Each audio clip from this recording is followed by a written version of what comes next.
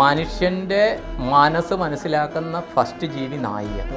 Energy കൃത്യമായിട്ട് sense ചെയ്യും. ശ്രുതി സായിബാബയുടെ കൂടെ നായയുണ്ട്. 2 ദൈവിക സങ്കല്പത്തിൽ കാലഭൈരവൻ്റെ വാഹനം നായിയാണ്. രമണ മഹർഷി എന്ന് പറയുന്ന ഒരു അവധൂതനായിരുന്നു. അപ്പോൾ ശരിക്കും ഈ അവധൂതർ എന്ന് പറഞ്ഞാൽ മൈൻഡ് ബ്ലാങ്ക് ആണെന്ന് പറയും. ഭക്ഷണം കഴിച്ചാൽ മാത്രമേ ജീവിക്കാൻ പറ്റുന്നുള്ള ഒരു തെറ്റിദ്ധാരണയൊക്കെ ഇതൊക്കെ അടുത്ത ഗ്രേഡിലുള്ള ആളുകൾക്ക് മാത്രം മനസ്സിലാവുന്ന കാര്യം. ഇവിടെ ആകെ വസ്ത്രം ഉടുത്തിട്ട് വന്ന് നമ്മളെ മയക്കിയതാണ് ബ്രിട്ടീഷുകാർ. അവർ കോട്ടും സൂട്ടും ഇട്ട് വന്നപ്പോൾ ഇവരെന്തോ സംഭവമാണെന്ന് വിചാരിച്ചു. നമ്മൾ ശരിക്ക് വസ്ത്രം വിദേശത്തുനിന്ന് വന്ന സാധനം. നമ്മൾ ഈ അത്യാവശ്യം നഗ്നത മറയ്ക്കാനുള്ള, അത് അരയ്ക്ക് താഴെ മറയ്ക്കാനുള്ളത് മാത്രം ഉടുക്കുന്ന ഒരു ഇത്. മായിയമ്മ എങ്ങനെയാണ്? അവധൂതര് വൃത്തിഹീനമായി ജീവിക്കുന്നവർ, ഒരു പക്ഷേ വസ്ത്രം ഉടുക്കാത്തവർ, നഗ്നമായി നടക്കുന്നവർ, ഒരു പക്ഷേ തെറി പറയുന്നവർ, മറ്റുള്ളവരെ ഉപദ്രവിക്കുന്നവർ, കൂടുതലും പട്ടികളും നായകളുമായിട്ടായിരിക്കും. ചിലപ്പോൾ നായകളുടെ ഭക്ഷണമായിരിക്കും ഇവർ ഷെയറിട്ട് തിന്നുന്നത്.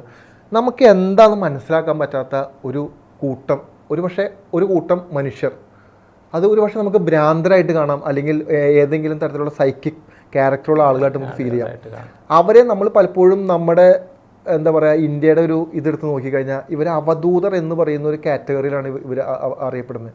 അവധൂതർ, അതായത് ദൂതർക്ക് സമമായി നിൽക്കുന്ന, ഒരു പക്ഷെ നമ്മുടെ ക്രിസ്ത്യാനിറ്റി പറഞ്ഞു കഴിഞ്ഞാൽ ഈ വിശുദ്ധർ എന്ന് പറയുന്ന പോലെ, ഒരു പക്ഷേ ഹിന്ദുസത്തിൽ അത് എന്താ പറയുക, ഈ സിദ്ധന്മാർക്ക് പകരമായിട്ട് നിൽക്കുന്ന, എന്നാൽ എവിടെയും പിടികൊടുക്കാത്ത.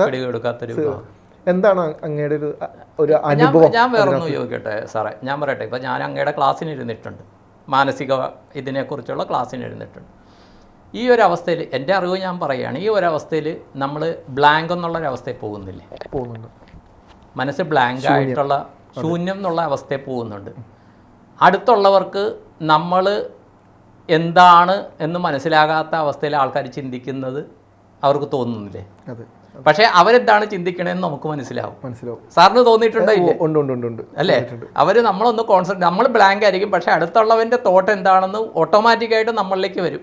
അതെന്താണ് അതിൻ്റെ ശാസ്ത്രീയം എന്ന് എനിക്കറിയില്ല, ഒരുപക്ഷെ സാറിന് പറയാൻ സാധിക്കും. എനിക്ക് അങ്ങനെ കുറച്ച് പേര് വരുമ്പോൾ ജസ്റ്റ് ഒന്ന് സൈലൻ്റ് ആയിട്ട് ഇരുന്ന ഇവരുടെ തോട്ട് പ്രോസസ്സ് എന്താണെന്ന് ചോദിച്ചിട്ട് അതിൻ്റെ ഓട്ടോമാറ്റിക്കായിട്ടുള്ള അവരുടെ തോട്ട് പ്രോസസ്സാണോ എന്ന് നമുക്ക് മനസ്സിലാകുന്നില്ല. എനിക്ക് മനസ്സിലാകുന്നത് ഞാൻ പറയുന്ന ചില കാര്യങ്ങൾ അവരുടെ തോട്ട് പ്രോസസ്സിന് മറുപടിയാണെന്ന് അവർ ഞാനിപ്പോൾ അത് മനസ്സിൽ വിചാരിച്ച കാര്യമാണ് ഇപ്പോൾ നിങ്ങൾ പറയണേന്ന് ഇപ്പോൾ എൻ്റെ ഭാര്യ പോലും പറയാറുണ്ട്. ഇത് എനിക്കും കാണും, സാറിനും കാണും. മനസ്സ് എന്താണെന്ന് മനസ്സിലാക്കുന്ന ഒരാൾ, അതിൻ്റെ ആ ഒരു സീക്രട്ടാണ് അല്ലേ? മനസ്സെന്ന് പറയുന്നത് സീക്രട്ട് അല്ലേ? അല്ലേ? ശരിയല്ലേ? ശരിയാണോ? തീർച്ചയായിട്ടും ആ മനസ്സ് സീക്രട്ടാണെന്നും അതെന്താണെന്ന് മനസ്സിലാക്കുന്ന അവിടെ നിന്ന് ഇവരുടെ ബോധതലം മാറുന്നു എന്നാണ് എനിക്ക് തോന്നുന്നത്. അവബോധം. പിന്നെ എത്രത്തോളം നമ്മൾ ബ്ലാങ്ക് ആകുന്നു എന്നുള്ളതാണ്. ബ്ലൈൻഡ് എന്ന് പറഞ്ഞാൽ നമ്മൾ ഇരിക്കുന്നു, കാണുന്നു, പക്ഷേ നമ്മുടെ മനസ്സെന്ന് പറഞ്ഞു കഴിഞ്ഞൊരു ബ്ലൈൻഡ് എന്നുള്ള ഒരു അവസ്ഥയിലേക്ക് പോവുകയാണ്. ഈ അവസ്ഥയിൽ പോയി പക്ഷേ ഇത് ചെയ്യുമ്പോഴും നമ്മൾ സംസാരിക്കുന്നുണ്ട്, അത് നമ്മളിതാകുന്നുണ്ട്. പക്ഷേ നമ്മളൊരു അവധൂത അവസ്ഥ, ഈ മൈൻഡ് ബ്ലൈൻഡായിട്ട് പോയി കഴിഞ്ഞാൽ നമ്മുടെ ഇൻ്റർവ്യൂ ഇവിടെ നിൽക്കും. ശരിയല്ലേ? ഞാനും സാറും പരസ്പരം നോക്കിക്കൊണ്ടിരിക്കും. എന്തോ ഒക്കെ കമ്മ്യൂണിക്കേഷൻ നമ്മളിലൂടെ നടക്കാണ്ടിരിക്കുക. കാര്യം നമ്മൾ ആ ഒരു തലത്തിലേക്ക്, ഹയർ ലെവലിലേക്ക് നമ്മൾ പോയിട്ടില്ല. പക്ഷേ ഇത് കേട്ടിരിക്കുന്നത് രമണ മഹർഷിയുടെ, അതൊരു പാശ്ചാത്യൻ എഴുതിയിട്ടുണ്ട്. പാശ്ചാത്യൻ രമണ മഹർഷിയോട് സംസാരിക്കണം. ഇദ്ദേഹത്തിന് ഇംഗ്ലീഷേ അറിയുള്ളൂ. രമണ മഹർഷിയോട് സംസാരിക്കണമെന്ന് അതിന് ട്രാൻസ്ലേറ്റർ ആരെയോ കൊണ്ടുപോയിട്ടുണ്ട്. അപ്പോൾ രമണ മഹർഷിയിൽ നിന്ന് ആൻസറുകൾ വരികയാണ്. ഇദ്ദേഹത്തിൻ്റെ ട്രാൻസ്ലേറ്റർ പറഞ്ഞു കൊടുക്കുകയാണ്. അപ്പോൾ ഇദ്ദേഹത്തിന് തന്നെ അത് കാര്യം ഇദ്ദേഹം എന്താണോ രമണ മഹർഷിയോട് ചോദിക്കേണ്ട കാര്യങ്ങൾ, അത് ഒരു ഇതുണ്ട്, ഒരു പുസ്തകമുണ്ട്. അത് രമണ മഹർഷിയിൽ നിന്ന് രമണ മഹർഷി എന്ന് പറയുന്ന ഒരു അവധൂതനായിരുന്നു. അപ്പോൾ ശരിക്കും ഈ അവധൂതർ എന്ന് പറഞ്ഞാൽ മൈൻഡ് ബ്ലാങ്ക് ആണെന്ന് പറയും. ഈ മൈൻഡ് ബ്ലാങ്ക് ആയവർക്ക് ഇപ്പോൾ നമുക്ക് ഭക്ഷണം കഴിക്കണമെന്ന് തോന്നണമെന്ന് ശരിക്കും ആദ്യം മനസ്സിലാവും. ആണോ? എനിക്കൊരു ചായ കുടിക്കണമെന്ന് പറയണമെന്ന് തോന്നണത് മനസ്സിലാവും. വെള്ളം കുടിച്ചാലും വയറിന് തികയും, ചായ തന്നെ പോകണമെന്നില്ല. അല്ലെ എനിക്കൊരു ബിരിയാണി കഴിക്കണം, അല്ലെ എനിക്കിന്നൊരു മസാല ദോശ കഴിക്കണമെന്ന് തോന്നുന്നത് മനസ്സിലാണ്. ഈ മനസ്സ് ഇതൊന്നും തോന്നാത്തൊരവസ്ഥ വന്നു കഴിഞ്ഞാൽ അവധൂതരെന്ന് തോന്നും, അവധൂതരെന്ന് പറയാൻ തോന്നണേ. രണ്ടാമത്തെ കാര്യം തോന്നിയിരിക്കുന്നത്, ഇപ്പോൾ നമ്മൾ അവധൂതരായിട്ടൊരാൾ നിൽക്കുകയാണെങ്കിൽ ആ അവധൂതരിൽ നമുക്ക് സറണ്ടർ ചെയ്ത് കഴിഞ്ഞാൽ, അവരുടെ ആ എനർജിയിലേക്ക് സറണ്ടർ നമ്മൾ ചെയ്ത് കഴിഞ്ഞാൽ, അതിപ്പോൾ സാറിന് അറിയാം, എങ്കിലാണ് നമ്മുടെ സറണ്ടറിങ് എന്നുള്ളത് അറിയാം. ആ സറണ്ടർ ചെയ്ത് കഴിഞ്ഞാൽ അവരിൽ നിന്ന് നമ്മളിലേക്ക് റിയാക്ഷൻ വരും. അത് ഫിസിക്കലിയും വരും, അല്ലാണ്ടും അതും ഞാൻ തിരുവണ്ണാമലയിൽ പോയപ്പോൾ ഫീൽ ചെയ്തിട്ടുള്ള അങ്ങനത്തെ അനുഭവങ്ങൾ എന്തെങ്കിലും ഉണ്ടായിട്ടുണ്ടോ? ഉണ്ടായിട്ടുണ്ട്. ആരാണ് എന്താണെന്നൊന്നും പറയുന്നില്ല, ഞാൻ പേഴ്സണലി പറയാം. അത് നമുക്ക് ഇന്റർവ്യൂവിൽ പറയാൻ പറ്റില്ല. ഞാൻ പറഞ്ഞപ്പോ എന്റെ ഗുരു എന്ന് പറയുന്നത് ശ്രീ സ്വാമി ബ്രഹ്മാനന്ദഗിരി എന്ന് പറയുന്ന ക്രിയായോഗയുടെ ഗുരുവാണ്. അദ്ദേഹത്തിന്റെ ഓൺലൈൻ ക്ലാസ് ഞാനും അറ്റൻഡ് ചെയ്യുന്ന ഞാൻ വർഷങ്ങൾക്ക് മുന്നേ അദ്ദേഹത്തിന്റെ ദീക്ഷ സ്വീകരിച്ച് ഞാൻ ഗുരുകുലം തക്കലയുള്ള. അപ്പോൾ നമുക്ക് കന്യാകുമാരി എന്ന് പറയുന്നൊരു പ്രദേശം അറിയാലോ, എപ്പോഴും അവധൂതരം കൊണ്ട് അല്ലെങ്കിൽ അവധൂതരുടെ ഒരു കേന്ദ്രമായിട്ടാണ് നമുക്ക് പറയാം. പിന്നെ തിരുവണ്ണാമലയാണ് അടുത്തൊരു സ്ഥലം വരുന്നത്. അപ്പോൾ തിരുവണ്ണാമലയിലും ഞാൻ പോയിട്ടുണ്ട്. നമുക്കും അവിടെ പലതും കണ്ടാൽ നമുക്ക് വിശ്വസിക്കാൻ പറ്റില്ല. ഒരു പക്ഷേ നോർമൽ സെൻസിൽ നമ്മൾ കണ്ടു കഴിഞ്ഞാൽ ഉറപ്പായിട്ടും വിചാരിക്കുന്ന ഭ്രാന്താണെന്ന് വിചാരിക്കുള്ളൂ, വട്ടാണെന്ന് വിചാരിക്കുള്ളൂ, നമ്മൾ പച്ച മലയാളത്തിൽ പറഞ്ഞാൽ. കാരണം വസ്ത്രമില്ല, വസ്ത്രം വേണമെന്ന് വെച്ചാൽ കാരണം എന്താ പറഞ്ഞാൽ അവർക്ക് ശരീരബോധം ഇല്ല എന്നുള്ള. അവർ നിൽക്കുന്നതെല്ലാം മാനസികമായ ബോധത്തിൽ. അതെ, ആ കോൺഷ്യസുമായി ഇവർ കണക്ട് ആയി കഴിഞ്ഞാൽ പിന്നെ ശരീരം എന്താണെന്നോ, അവർ സ്ത്രീയാണോ പുരുഷനാണോ, ഇനി അവർ ചെയ്യേണ്ട പല കാര്യങ്ങളും അവർക്ക് ഇതില്ല. അവർക്ക് പണം വേണ്ട, അവർക്ക് പ്രസക്തി വേണ്ട, അവർക്ക് ഒന്നും വേണ്ട. അവർക്ക് ഭക്ഷണം പോലും വേണമെന്ന് ചോദിച്ചാൽ പലപ്പോഴും മാസങ്ങളോളം വർഷങ്ങളോളം ഭക്ഷണം കഴിക്കാതെ ഈ പറയുന്ന ക്രിയകൾ മാത്രം ചെയ്ത് ജീവിക്കുന്ന എത്രയോ ആളുകളുണ്ട് അവർക്ക്. അവർ പലപ്പോഴും ചിലപ്പോൾ അവിടെ കാണാം, ചിലപ്പോൾ ഇവിടെ കാണാം, ചിലപ്പോൾ നമ്മളെ നോക്കിയിട്ട് എന്തെങ്കിലും പറയും, ചിലപ്പോൾ പിച്ചുമേയും പറയും, ചിലപ്പോൾ നമ്മൾ ഉപദ്രവിക്കാൻ വരും. അപ്പോൾ ഈ ആളുകൾക്ക് എപ്പോഴും അവധൂതരം എന്ന് പറയുന്നത് ഇപ്പോഴത്തെ ഒരു ജനറേഷൻ, പണ്ട് പോലെ അങ്ങനെയാണ്. പക്ഷേ ഇതിനെപ്പറ്റി കൃത്യമായി അറിയുന്ന ആളുകൾക്ക് അറിയാം. അല്ലെങ്കിൽ എനിക്കൊരു പക്ഷേ ഈ ബോധം കുറച്ചുകൂടി അടുത്ത ലെവലിൽ പോകുന്ന എല്ലാ മനുഷ്യർക്കും ബോധം അടുത്ത ലെവലിൽ ഒരിക്കലും പോകില്ല. കാരണം ഇനി അവർക്കും അടുത്ത ജന്മവും ഉണ്ട്. ആ ജന്മത്തിലൂടെ മാത്രമാണ് ഇവർക്ക് ഈ ബോധം അടുത്ത തലത്തിലോട്ട് പോവുള്ളൂ. പക്ഷേ കുറേ മനുഷ്യർക്ക് ബോധം അടുത്ത തലത്തിൽ പോയ ആളുകൾക്ക് ഇത്തരത്തിലുള്ള ആളുകളെ കണ്ടാൽ പെട്ടെന്ന് മനസ്സിലാവും ഇവരെന്താണെന്നും ഇവരെന്താണ് ചിന്തിക്കുന്നതെന്നും ഇവരെന്താണ് പറയുന്നതെന്നും ഇവരുടെ ഒരു നേച്ചർ എന്താണെന്ന് മനസ്സിലാക്കാൻ പറ്റും. നോട്ടം മാത്രമല്ലല്ലോ, ഒരു പക്ഷേ ഇത്തരത്തിലുള്ള ഒരു ഉന്നതിയിൽ നിൽക്കുന്ന ഏതൊരാൾക്കും ഇവരുടെ ഒരു ഓറയൊക്കെ നമുക്ക് മനസ്സിലാവും എന്താണ് എന്നുള്ളൊരു സാധനം. കാരണം ഇവര് ശരീരബോധം വിട്ടിട്ട് ഇവർ മറ്റൊരു എനർജിയുമായിട്ട് കണക്ട് ആണ്, നിരന്തരം കമ്മ്യൂണിക്കേറ്റഡാ, ഇവർ കമ്മ്യൂണിക്കേറ്റ് ചെയ്തുകൊണ്ടേയിരിക്കുക. അപ്പോൾ തിരുവണ്ണാമലയിൽ ഒരു അമ്മയുണ്ടല്ലോ, തൊപ്പിയമ്മ.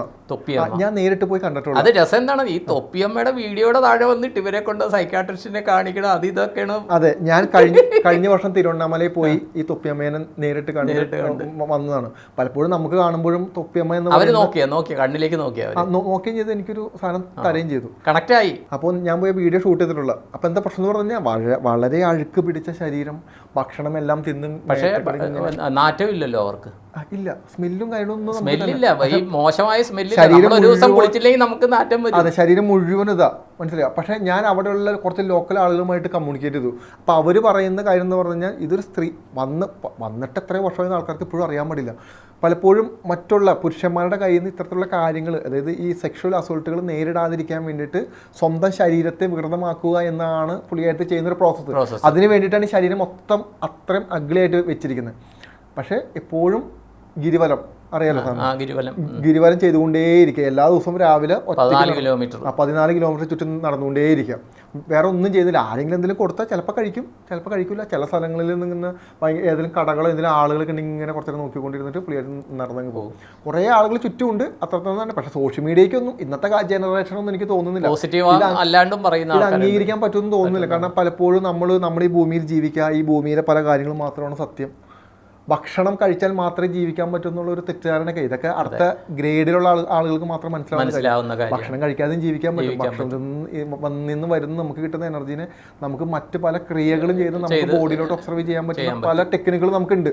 പക്ഷെ അതൊന്നും സയന്റിഫിക്കലി പ്രൂവ്ഡ് അല്ല, സയന്റിഫിക്കലി പ്രൂവ് ചെയ്യേണ്ട ആവശ്യവും ഇല്ല. പക്ഷേ ഹിമാലയത്തിൽ ഇപ്പോൾ കുംഭമേളയിൽ വന്ന യോഗികൾ പലരും അത് തന്നെ, ഹിമാലയത്തിൽ ഇവിടുത്തെ പച്ചക്കറിയൊന്നും കിട്ടുക. അതെ, പലപ്പോഴും പല ആളുകളും പറഞ്ഞൊരു കാര്യമുണ്ട്, ഇത് എന്നെ വിശ്വസിപ്പിക്കുക, അതായത് എന്നെ എനിക്ക് തെളിവ് കാണിക്കുക. നമ്മൾ ഇത്രയും കഷ്ടപ്പെട്ടുണ്ടാക്കിയ കാര്യം. അതെ, ഇവർക്ക് എനിക്ക് തെളിവുതാ, എന്നെ ഒന്ന് വിശ്വസിപ്പിക്കുക, എന്നെ വിശ്വസിപ്പിച്ച് ഞാൻ ഈ കാര്യം ചെയ്യാം. ഒരു നിർബന്ധമില്ല, അതൊക്കെ അവനോന്റെ ഇഷ്ടമാണ്. ഇത്രയും കാര്യങ്ങളും ഇത്രയും പുസ്തകങ്ങളും ഇത്രയും കാര്യങ്ങളൊക്കെ ഉണ്ടെങ്കിൽ അത് കണ്ടെത്തുക എന്നുള്ള ഓരോരുത്തരുടെ ഉത്തരവാദിത്വം. അതല്ലാതെ നമ്മൾ പറയുന്ന കാര്യം തെളിവൊന്നും കൊടുക്കാൻ പറ്റില്ല. മെസ്മറിസം പഠിച്ചാൽ കുറച്ചറിയാൻ പറ്റും. മെസ്മറിസം നമുക്ക് കൊടുത്താൽ സ്പോട്ടിൽ അവർക്ക് മനസ്സിലാവും. പക്ഷേ പല കാര്യങ്ങളും. ഇപ്പോൾ ദൈവം ഉണ്ടോ ദൈവം ഇല്ല എന്നുള്ളത് എങ്ങനെ തെളിവ് കൊടുക്കാൻ പറ്റും നമുക്ക്? ദൈവം ഇല്ലെന്നേ ആര് പറഞ്ഞു വേണം? അതെ, നിർബന്ധമില്ല. അവനവന് ഇഷ്ടമാണ് വിശ്വസിച്ചാൽ മതി. ആർക്കെന്താ പ്രശ്നം? ഇപ്പം നമ്മൾ പറയുന്ന ഇപ്പം അവധൂതരെ പറ്റി നമ്മൾ പറയുമ്പോഴും അവർക്ക് എന്ത് നിർബന്ധം? വിശ്വാസമില്ലാത്ത ഒരു വ്യക്തിയെ സംബന്ധിച്ചിട്ട് വിശ്വാസമില്ലാത്ത കാര്യങ്ങളിലോട്ട് പോകേണ്ട ആവശ്യമില്ല. അവന്റെ ലൈഫ് എന്താണോ, ജോലിയാണോ, മറ്റൊന്നും കാര്യമാണോ, അതിലോട്ട് മാത്രം പോയാൽ മതി. ഇതിലോട്ട് പോകുന്നത് ഇപ്പം എന്താ നിർബന്ധം? പക്ഷേ അതിൽ ആദ്യം സാറ് പറഞ്ഞൊരിതുണ്ട്, ഈ അവധൂതരുടെ കൂടെ നായ എപ്പോഴും കാണും. മനുഷ്യന്റെ മനസ്സ് മനസ്സിലാക്കുന്ന ഫസ്റ്റ് ജീവി നായയാണ്. എനർജി കൃത്യമായിട്ട് സെൻസ് ചെയ്യും. ശ്രുതി സായിബാബയുടെ കൂടെ നായയുണ്ട്. 2 ദൈവിക സങ്കല്പത്തിൽ കാലഭൈരവന്റെ വാഹനം നായയാണ്. നായകൾ ചെല്ലുന്ന വീടുകൾ നല്ല വീടുകളാണ്. പലപ്പോഴും ചില ആളുകൾ നായനെ ആട്ടി ഓടിക്കും. ഈ തെരുവ് പട്ടികൾ പലപ്പോഴും നമ്മുടെ അടുത്ത് വരുന്നതും തെരുവ് പട്ടികൾ ചില തെരുവ് പട്ടികൾ എല്ലാ ദിവസവും ചില വീടിൻ്റെ ഫ്രണ്ടിൽ പോയി ഭക്ഷണം കൊടുക്കും. വളരെ ഐശ്വര്യം. ഇപ്പം മൃഗങ്ങൾക്കാണെങ്കിലും പൂച്ചകൾക്കാണെങ്കിലും പട്ടികൾക്കാണെങ്കിലും നമ്മൾ കൊടുക്കുന്ന ഭക്ഷണത്തിന് ഒരു പങ്ക്. പൂച്ചേനേക്കാളും കൂടുതൽ പോസിറ്റീവ് സെൻസ് ചെയ്യുന്ന പട്ടികൾക്ക് ഒരാളെ അകലേന്ന് വരുമ്പോഴേ നമ്മുടെ വൈബ്രേഷൻ മനസ്സിലാവും, നല്ലവനാണോ മോശമാണോ എന്ന്. കാരണം നമ്മുടെ ചിന്തകളാണല്ലോ ഈ വൈബ്രേഷൻ ഉണ്ടാക്കിക്കൊണ്ടിരിക്കുന്നത്. അപ്പോൾ സാറ് പറഞ്ഞ പോലെ ഈ പട്ടി വളരെ ഒരു ഘടകമാണ്. നമുക്ക് കൃത്യമായിട്ട് മനസ്സിലാവും. മായമ്മയുടെ കൂടെ പട്ടികളുണ്ട്. അന്ന് അമ്മ വസ്ത്രം ഇട്ടിട്ടല്ല നടക്കുന്നത്, നഗ്നയായിട്ടാണ് നടക്കുന്നത്. ഈ പറയുന്ന കടൽ തീരങ്ങളിലൂടെ നഗ്നമായിട്ട് അങ്ങോട്ടും ഇങ്ങോട്ടും നടക്കുന്നു. ഒരു പറ്റ നായകളാണ്, അതായത് 20-30 നായകളാണ് സംരക്ഷണമായിട്ട് ചുറ്റും നിൽക്കുന്നത്. മായമ്മയുടെ കഥകൾ കേട്ട അനുസരിച്ചിട്ട് മായമ്മ നേരെ കടലിൻ്റെ അടുത്തോട്ട് ചെല്ലുന്നു, കൈകൊണ്ട് വെള്ളം കോരിയെടുക്കുന്നു. കുറെ മീനുകളായിരിക്കും. ഈ മീനുകളെ കോരി കൊണ്ടുവന്ന് പട്ടിക്ക് ഇട്ട് കൊടുക്കുന്നു എന്നുള്ളതാണ് കഥകൾ പറയുന്നത്. കഥകളും അല്ല, ഇപ്പൊ കുറച്ച് വർഷങ്ങൾ മുമ്പല്ലേ നേരിട്ട് കണ്ട് ഫോട്ടോ കണ്ട ആൾക്കാരുണ്ട്. നമ്മളിങ്ങനെ പറയുമ്പോ അല്ല, മായമ്മ അവിടെ പ്രശസ്തയായത് പറയുന്നത് ഒരു പട്ടീനെ വാഹനം ഇടിച്ച് കുടലൊക്കെ പുറത്ത് വന്ന് ഇത് ചാകുന്നുള്ള അവസ്ഥയിലായപ്പോൾ ഈ മായിയമ്മ അവിടെ കിടന്ന് ചാരം ഈ പട്ടീനെ എടുത്തു. എന്നിട്ട് ചാരം കുറച്ച് ഇതിൻ്റെ വയറ്റത്ത് പുരട്ടി ഇത് അതിനെയും കൊണ്ട് നടന്നു. പിന്നെ അത് ഉണങ്ങി എന്നാണ് പറയണത്. അത് ഉണങ്ങി പിന്നെ അപ്പോഴാണ് ഇവരെന്തോ സാധാരണ സ്ത്രീ അല്ല എന്ന് ആൾക്കാർക്ക് മനസ്സിലായി. എങ്ങോട്ട് പോയെന്നൊന്നും ആർക്കും ഒരു പിടുത്തമില്ല. പിന്നെ വേറൊന്ന് പറയട്ടെ സാറേ, ഇപ്പോൾ വസ്ത്രത്തിൻ്റെ കാര്യം പറയുന്നു. എൻ്റെ അപ്പൂപ്പൻ അദ്ദേഹം അന്തരിക്കുന്നത് 1975-76. അദ്ദേഹം ഷർട്ട് ഇടാറില്ലായിരുന്നു. കാര്യം അന്ന് ഷർട്ട് എന്ന് പറയുന്ന സാധനം ഇല്ല. നമ്മൾ ചെറുപ്പത്തിലൊക്കെ, എൻ്റെയൊക്കെ എനിക്കിപ്പോൾ 56 വയസ്സ്, എൻ്റെ ചെറുപ്പത്തിലൊക്കെ നിക്കറെന്ന് പറയണത് ഒരു ആഡംബരമായിരുന്നു. കോണകം ഇട്ടുകൊണ്ടാണ് നടന്നുകൊണ്ടത്. ഇപ്പോൾ പറഞ്ഞാൽ ചിരിക്കും, മനസ്സിലായ? ഒരു 150-200 വർഷങ്ങൾക്ക് മുമ്പ് നമ്മുടെ ഇപ്പോൾ മായമ്മയുടെ കാര്യം പറയുമ്പോൾ ഞാൻ പറയാം, ആരാണ് വസ്ത്രം ഉടുത്തിരുന്നത്? ഇവിടെ ആകെ വസ്ത്രം ഉടുത്തിട്ട് വന്ന് നമ്മളെ മയക്കിയതാണ് ബ്രിട്ടീഷുകാർ. അവർ കോട്ടും സൂട്ടും ഇട്ട് വന്നപ്പോൾ ഇവരെന്തോ സംഭവമാണെന്ന് വിചാരിച്ച്. നമ്മൾ ശരിക്ക് വസ്ത്രം വിദേശത്തുനിന്ന് വന്ന സാധനമാണ്. നമ്മൾ ഈ അത്യാവശ്യം നഗ്നത മറയ്ക്കാനുള്ള, അത് അരയ്ക്ക് താഴെ മറയ്ക്കാനുള്ളത് മാത്രം ഉടുക്കുന്ന ഒരു ഇത്. മായിയമ്മ എങ്ങനെയാണ് ഒരു തോർത്ത് കൊടുത്തിട്ട് നടക്കണത്, മേൽവസ്ത്രം ഇല്ല. ആ ഒരു സമൂഹമാണ് നമ്മൾ. പിന്നെ ശരീരബോധം ഉള്ളവർക്ക് മാത്രമേ വസ്ത്രം വേണ്ടതുള്ളൂ. ഇപ്പോൾ നമ്മളൊരു ഓപ്പറേഷൻ തിയേറ്ററിൽ കിടത്തിയിരിക്കുക, കംപ്ലീറ്റ് ഊരിയിട്ടാണ് അവർ മാറ്റണത്. കാര്യം എൻ്റെ ബൈപ്പാസ് കഴിഞ്ഞുകൊണ്ട് എനിക്കറിയാം. പൂണൂല് പോലും ഞാൻ പറഞ്ഞു, പൂണൂല് അത് ഒന്നുമില്ല, ഒരു സാധനവും ഇല്ല. 28 കെട്ടിയ ചരടും കാണുക. ശരീരബോധം ഉള്ളപ്പോഴേ വസ്ത്രത്തിൻ്റെ കാര്യമുള്ളൂ, ഇല്ലാത്ത സമയത്ത് അതൊന്നുമില്ല. അപ്പോൾ അവർക്ക് ആ ശരീരബോധവും കഴിഞ്ഞ് വേറൊരു തലത്തിൽ നിൽക്കുന്നത്, അത് മനസ്സിലാക്കാനൊരു ഭാഗ്യം നമുക്ക് കിട്ടിയാൽ നമ്മൾ ഏതോ ഒക്കെ ഒരു തലത്തിലെത്തിയെന്ന് പറയും. പക്ഷേ മിക്ക വ്യക്തികളും ബ്ലാങ്ക് ആകുന്നു എന്നുള്ളൊരവസ്ഥയുണ്ട്. ഉണ്ടെങ്കിൽ പതുക്കെ അവർ അവധൂതാവസ്ഥയിലേക്ക് പോകുന്നു എന്ന് എനിക്ക് തോന്നുന്നു. എപ്പോഴും നമുക്ക് അറിയില്ലാത്ത പല കാര്യങ്ങളും നമുക്ക് ചുറ്റുമുണ്ട്. ഇനി നമ്മളതിനെ അറിയാൻ ശ്രമിക്കുക. ഇനി നമുക്ക് അറിയില്ല എന്ന് കരുതി ആ വിഷയം ഇല്ല എന്നൊരു അർത്ഥമൊന്നും ഇല്ല. അതിന് അറിയില്ലെങ്കിൽ അറിയാൻ ശ്രമിക്കുക. നമ്മൾ പലതിനെയും പുച്ഛിക്കുകയും കളിയാക്കുന്നതിന് മുമ്പും നമ്മൾ ആ വിഷയത്തെക്കുറിച്ച് ഗ്രാഹ്യമായി അറിവ് നേടുക എന്നുള്ള, അറിവ് നേടിയതിന് ശേഷം നമുക്കൊരു തീരുമാനം എടുക്കാം, ഇതുണ്ടോ ഇല്ലയോ. ഇനി എല്ലാവർക്കും ഈ അനുഭവങ്ങളിലൂടെ കടന്നു പോകുന്ന ഒരു നിർബന്ധമില്ല, ശരിയല്ലേ? എല്ലാവരും വിവാഹം കഴിക്കുന്നുണ്ട്, സക്സസ് ആണോ? അല്ല. എല്ലാവർക്കും മക്കളുണ്ടാവുന്നുണ്ട്. ആ എല്ലാ മക്കളും ഈ പാരൻസിനെ നോക്കുന്ന നിർബന്ധമുണ്ടോ? ഇതെല്ലാം നമ്മുടെ കാർമികമായി നമ്മുടെ ഫ്യൂച്ചറുമായി ബന്ധപ്പെട്ട കാര്യമാണ്. ഒരാൾ ജീവിക്കുന്ന പോലെ നമുക്ക് ഒരിക്കലും ജീവിക്കാൻ പറ്റില്ല. ഒരാൾക്ക് ദൈവികമായിട്ടോ അല്ലെങ്കിൽ ഇത്തരത്തിലുള്ള ഒരു പ്രത്യേക അനുഭവങ്ങൾ ഉണ്ടായി എന്ന് കരുതി നമ്മൾ അത് ചെയ്താൽ ഉണ്ടാവണമെന്ന് ഒരു നിർബന്ധമില്ല. അത് വേറൊരു രീതിയിലായിരിക്കും നമുക്ക് അനുഭവപ്പെടുന്നത്. ചിലപ്പോൾ ചില വ്യക്തികൾക്ക് ബോധത്തിൽ നിന്നുകൊണ്ട് തന്നെ ഇത്തരത്തിലുള്ള ഇൻഡ്യൂഷൻസ് സംഭവിക്കാം. ചില വ്യക്തികൾക്ക് ഇതൊന്നും ഉണ്ടാവില്ല. ചില വ്യക്തികൾക്ക് ഒരുത്തം സങ്കടപ്പെട്ട് ബുദ്ധിമുട്ടിരിക്കുമ്പോൾ അവൻ്റെ ഒരു കൂട്ടുകാരൻ ചോദിക്കാതെ എന്നാ സഹായിച്ചോ എന്ന് പറഞ്ഞ് ദൈവത്തിൻ്റെ രൂപത്തിൽ വരുന്ന ചിലപ്പോൾ കൂട്ടുകാരനോ വേണ്ടപ്പെട്ടവരായിരിക്കാം. ഇത് രണ്ടാ. അതെ.